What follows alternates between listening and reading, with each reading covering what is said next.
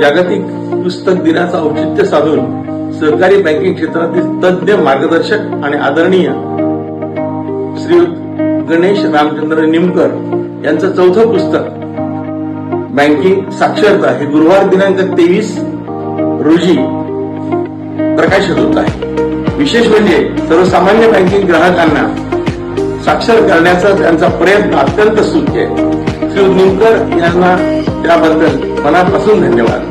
शिवाय हे बँकिंग साक्षरता पुस्तक हे सहकार भारतीचे मुखपत्र सरकार सुगंध यांच्या सहकार्यानं आयोजित समारंभात प्रकाशित होत आहे. त्यासाठी सहकार सुगंधचे प्रकाशक श्रीयुत भालचंद्र कुलकर्णी यांचेही मनापासून आभार.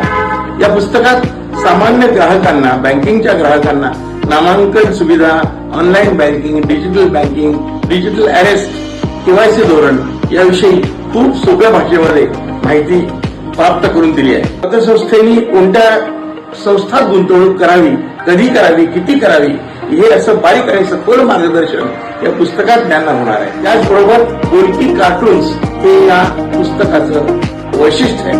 अशा या मार्गदर्शक पुस्तकामुळे ग्राहकांची बँकिंग साक्षरता वाढण्यासाठी निश्चित मदत होईल आणि त्यामुळेच हे पुस्तक सर्वांनी संग्रहित ठेवावे, विकत घेऊन जरूर वाचावे आणि त्याचा अभ्यास करावा अशी मी सर्वांना मनापासून विनंती करतो.